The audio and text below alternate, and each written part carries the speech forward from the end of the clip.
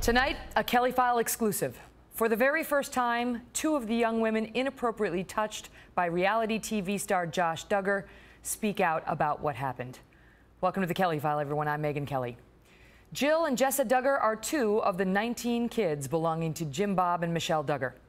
Their reality TV show on TLC has been a hit for 9 seasons. And tonight, they reveal themselves as victims of their brother Josh's inappropriate touching, saying they want to set the record straight about what really went on some 12 years ago under their parents' roof and what did not. Jill and Jessa Duggar will speak in moments, but we begin with what has proven to be an intense few days for the entire Duggar family. An explosive interview. We went through one of the most darkest times that our family's ever gone through, and our son Josh came to us on his own, and he was crying. And he had just turned 14, and he said that he had actually improperly touched some of our daughters. And it was... We were shocked. I mean, we were just devastated. Jim Bob and Michelle Duggar sitting down with the Kelly File for an exclusive interview after In Touch Weekly reveals a dark family secret. Their oldest son, Josh, inappropriately touched 5 girls when he was a young teenager, 4 of whom are the Duggars' daughters. How did they find out? What did they do?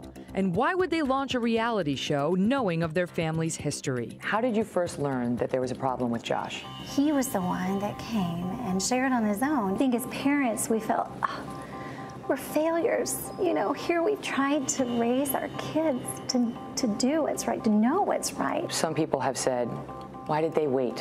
Why didn't they go to the authorities or go for the counseling at the very first time he came to you?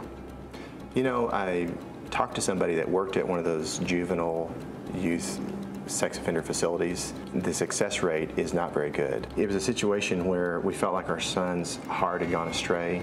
What would make you launch a reality TV show about your family, given this past? We had nothing to hide. We had taken care of all that years before. The media reaction to our exchange was swift and strong. A lot of times people do an interview in a situation like this to lay the issue to rest, and I think in this case this interview may have even raised more questions. As a father of 3 little girls, this was a brutal hour of television to watch. Don't bring up God.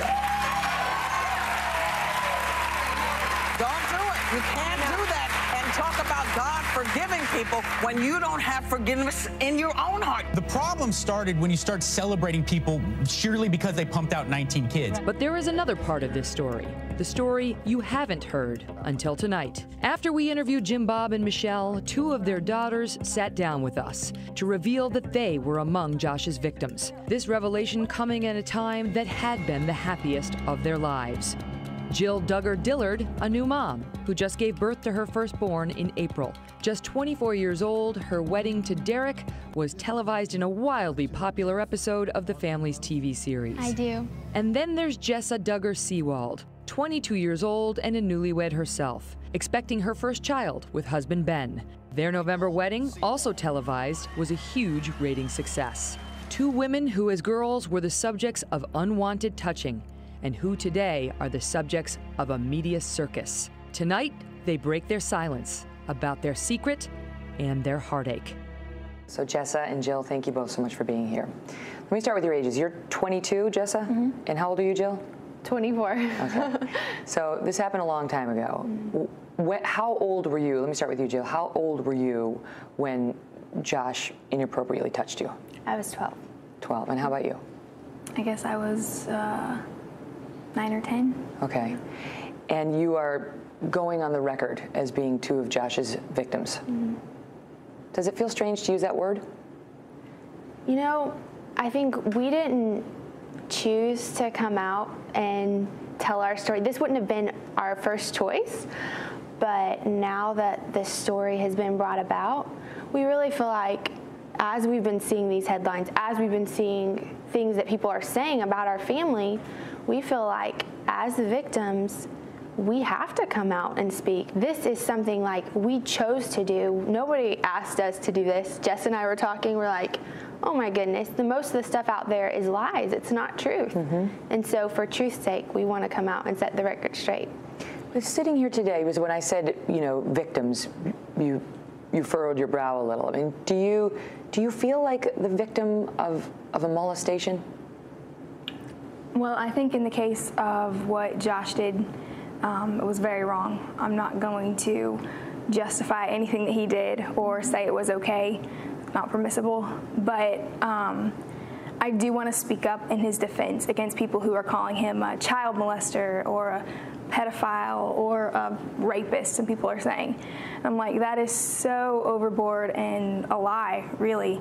I mean, people will get mad at me for saying that, but I'm like, I can say this, you know, I was one of the victims, so I can speak out and I can say this and set the record straight here.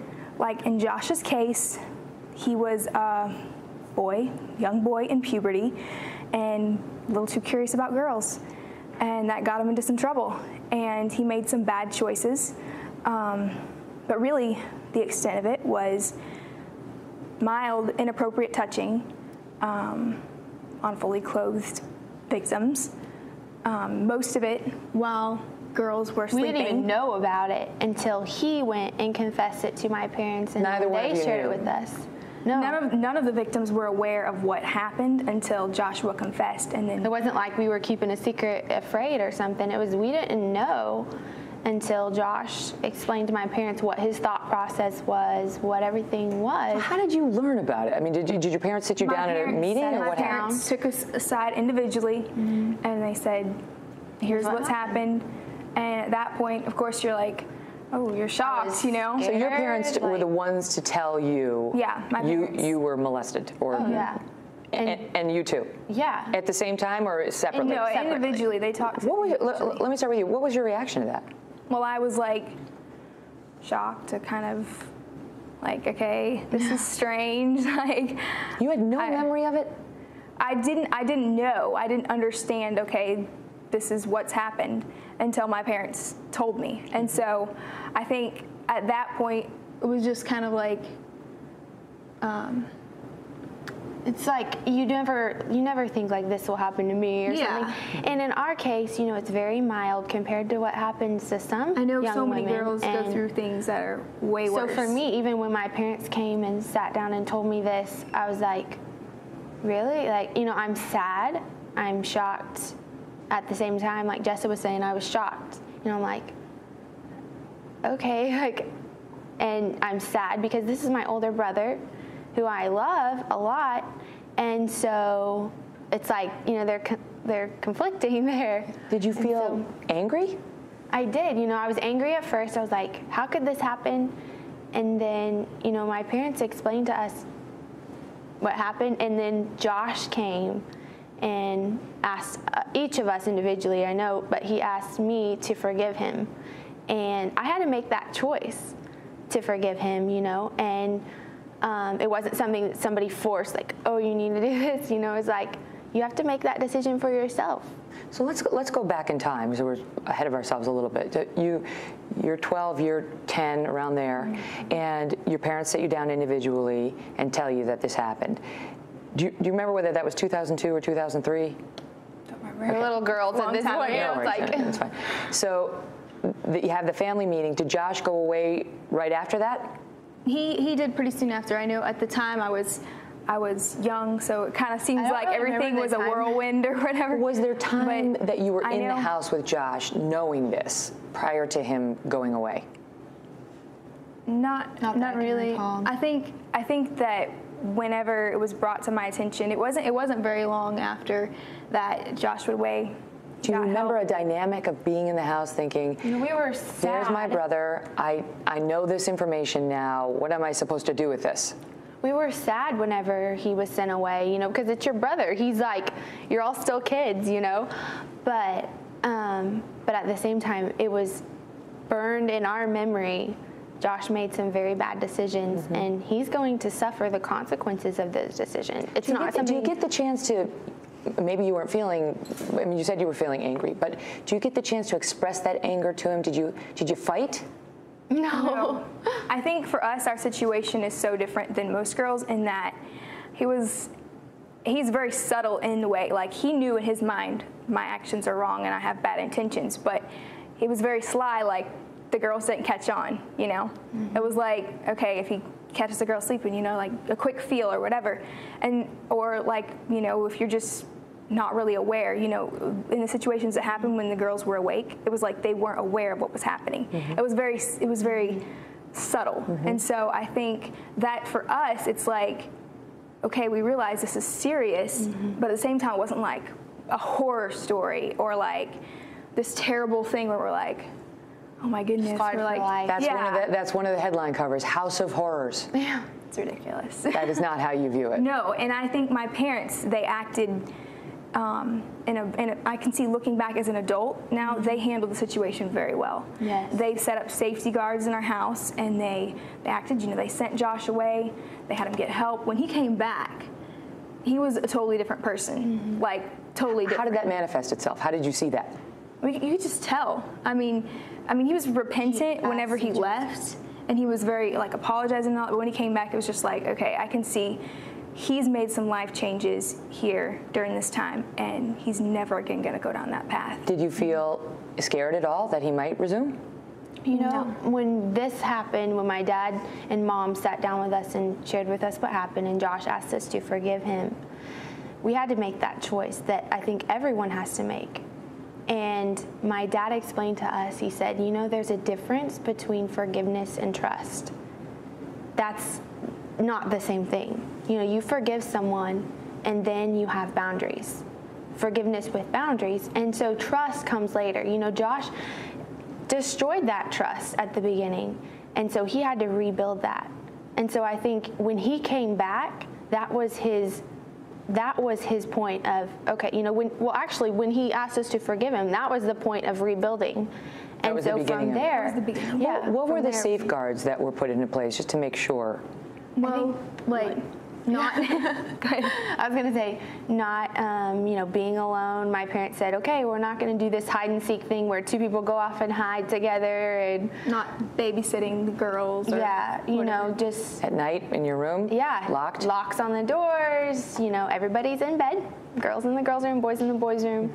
And so, yeah, they just and as a mother now, I look back and I think, you know, my parents did such an amazing job for me. Even when we went through the DHS investigation, they complimented my parents on what an amazing job they did through that process. And so I think not only taking the legal actions that they did and then going the extra mile, and yet I see as a mom, I hope that I can set up the same safeguards in my family that they did, and, you know, reaching the heart of their children, and not only trying to take care of Josh, but us girls.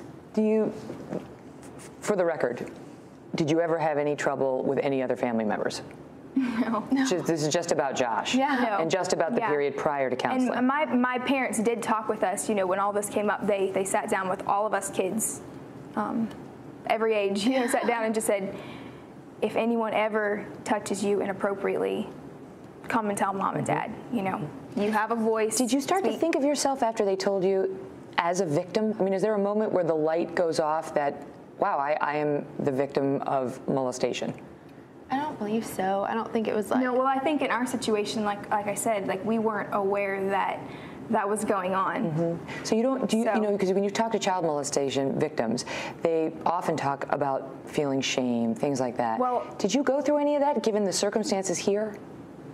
I think definitely when we were doing the DHS investigation and they're, you know, asking you to tell your story, that's probably, I mean, it's one thing to talk to mom and dad and say, wow, okay, this happened, you know, but it's another thing when a complete stranger is like, tell me your story here. And so our parents told us, they said, you know, we all went down there, they took us down there and they said, we're going to share what happened here. And they told us, our parents told us, you know, be completely open and honest. They're here to help you, you know. Share what happened. And you met with the investigators and you told them your story. Complete strangers to us, you know. We did, you know, we told them we were honest. Okay, here's what happened. And we told them the complete story. And my parents said, you know, this is not something that people are going to blab around. You know, this is something you can tell them, you can trust them. Tell them your story. Just like you talk to mom and dad, you know, it's a safe place to talk. And so... And yet, unfortunately not. In 2006, an investigation was launched into Josh Duggar's actions. Family members, including the girls, were questioned by authorities. and the girls were assured that their statements would remain private. That's where we pick up with Jill and Jessa. We told them the complete story, and my parents said, you know, this is not something that people are going to blab around. You know, this is something you can tell them, you can trust them, tell them your story, just like you talk to mom and dad. You know, it's a safe place to talk, and so. And yet, unfortunately not. Any hesitation when you decided to put your family on TV that this would come out? No, well, I think whenever we started the TV show, you know, the reality show was, what, 5 years or something after all of this, we had dealt with it. As a family, we had moved on. So you weren't laboring under a fear that we're targets now, we're on TV, we're outspoken. And I think all the people in our lives, like our close friends and the people, the officials that had helped us, walked alongside our family during this time and walked us through some of our hardest days, they knew about this. It wasn't like it was a complete secret and it was just our family. Like, people knew. They had walked us through this journey, and we felt like, okay, this is a done deal, you know? Different, you know, it's like the people during that time knew what was going on. But we didn't feel like there was any need to share private information with people who weren't a part of the problem or the solution. You know, we had dealt with that when the investigation with our family was closed. After all those months, they said, your parents have done an amazing job. They were praising my parents, and they said, we found your home is a safe place for children. What about, you know, some of the family's critics would argue, well, you put your neck out there because not only did you go on TV, but you advocated strong Christian values. And now critics are saying, you've essentially waived your right to do that. Not you, the victims necessarily, but the family shouldn't have been out there doing that since they knew what had happened. Is that fair? Well, I think that, you know, some people, I've heard them saying, you know, you're hypocrites. Well, if you go back and look at everything that people have seen on our lot in television, you know, we've never claimed to be a perfect family. My parents have always actually stated, you know, we are not a perfect family. We are just a family. We have challenges and struggles just like anybody else. Lots of kids that have 20 times more, you know, people in our family. So how about Josh? How about Josh, though? He's been out there, you know, with the Family Research Council, talking about family values and suggesting that certain lifestyles are not appropriate, in particular the gay and lesbian lifestyle. I mean, it's right to say, here's what I believe, here's my values. Even if you've made stupid mistakes or failures, if you've had failures in your past, it doesn't mean you can't be changed. And I think that's where, I think the real issue is people are making this sound like it happened yesterday. You know, and like that this it's ongoing, and that it was very, very severe. It happened 12 years ago, you know, when he was a child himself. And so I think seeing the change in his life, like, we've witnessed it, we know.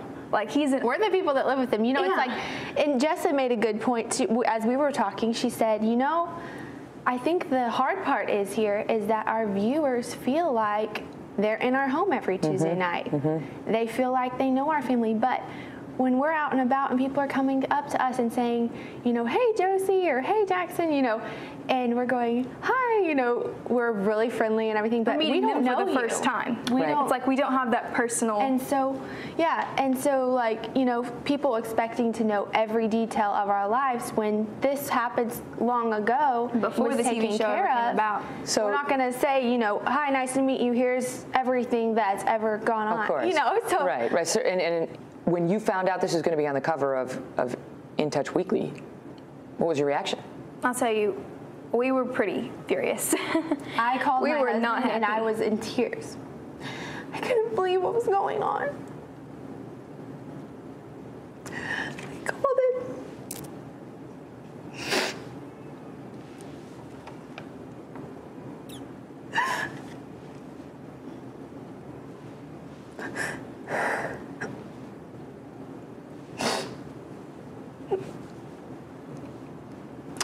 It was whenever I heard the police report had been released that I said,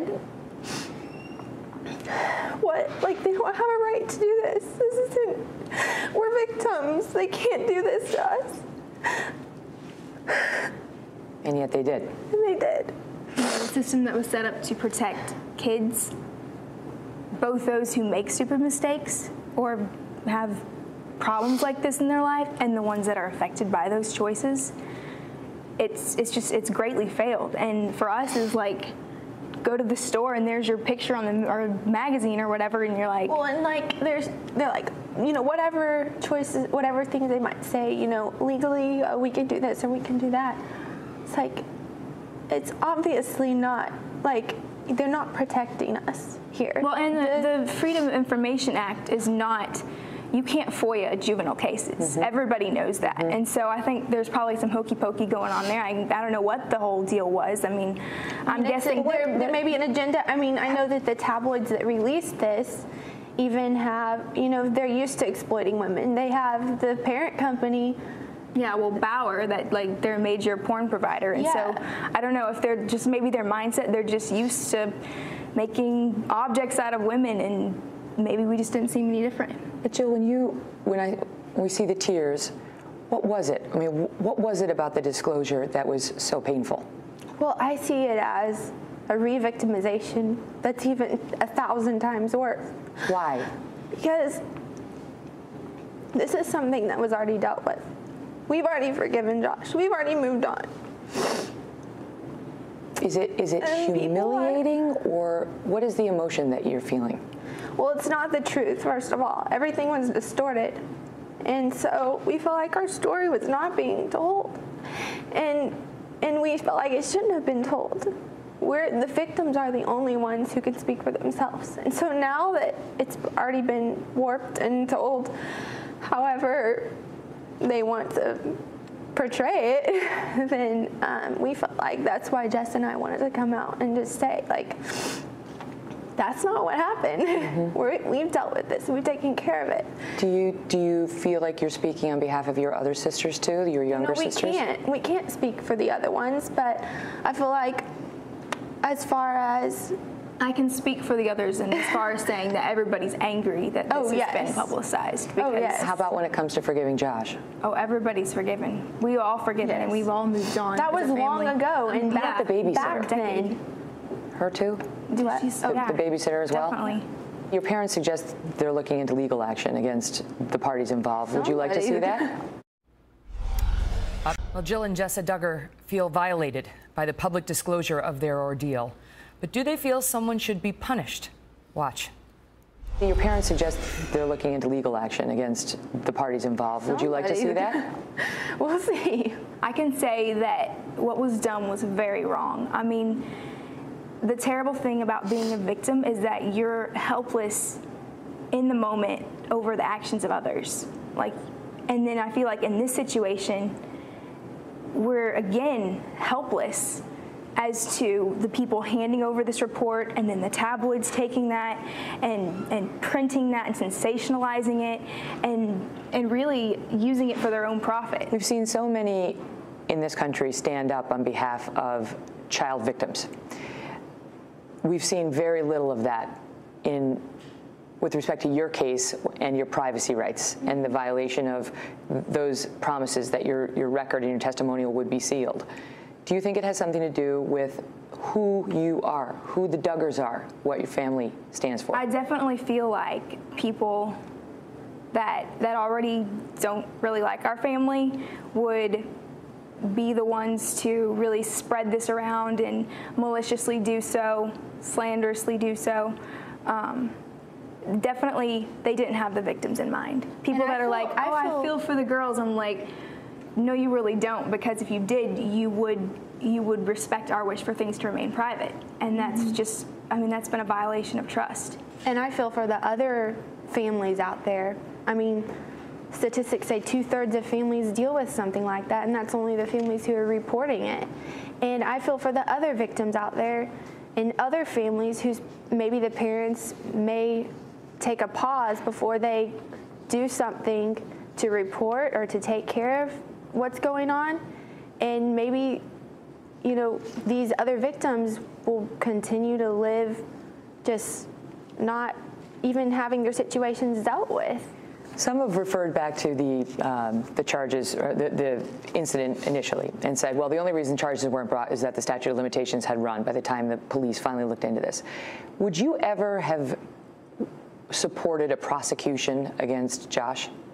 I think by the time that all of that was done, the report was made and everything, it was very obvious to everyone us and our family, friends, officials, that Josh was a completely changed person. He had not gone down that path for years.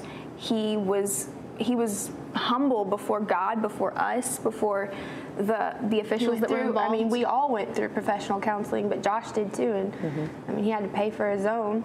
Did you have to work that out? I mean, what were you working out there?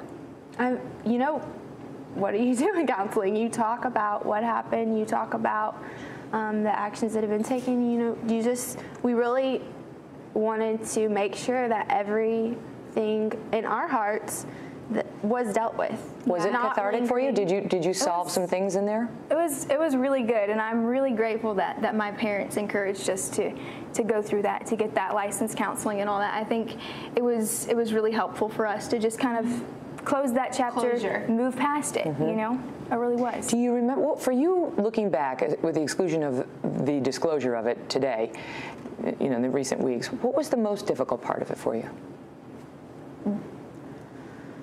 You said with the exclusion of today? Yeah. I don't think we can exclude today. I mean, definitely it was difficult whenever all this came up, you know, the shock of, oh, this has happened, and then talking about it with the family and counseling. I mean, every step was just kind of like difficult to walk through. But I would definitely say that these past 2 weeks have been 1,000 times worse for us. Do you care about the TLC show? Do you want to see it continue? You know, we've always just had the mindset of this show is just a window of opportunity that God's allowed our family to be on television and to share with other people our lives. Well, what about the thought that that opportunity may now disappear, not just for Josh and your parents, but for you as well? Life goes on, really. We're not a TV family. We're a family that just happened to be on TV. And so, I mean, we do love our film crew, I will say that. We love You're going to miss the crew. We have the best film crew. They're like family to us. And so we'll see. You know, we'll see what life brings. And so we don't know at this point. This is it, right? There's not like another big Duggar family secret that is going to come out. No. Okay, so you feel like if you can weather this storm with TLC. You know, we've been through a lot together, I think. And I think our viewers have seen that, even just the journeys that our family has taken. It's not always been easy on television. They've seen that, and yet we've still allowed the filming to take place and just allowed people to see our struggles, see things that we've gone through, from my little sister Josie being born premature, and then Jubilee, funerals and stuff. And so I think this is another struggle that we're going through right now, another hard time. But I think it's bringing our family even closer together. Definitely. And we'll make it through this too. We were saying that. We were all sitting around like when all this came out, and I was just like, guys, the people out there, they might be stirring things up, but hey, look on the bright side. At least none of us are feuding. At least we're all in harmony as a family, and we all love each other like crazy. Thank you so much for speaking with us, telling your stories. Thank you for having us. Remarkable.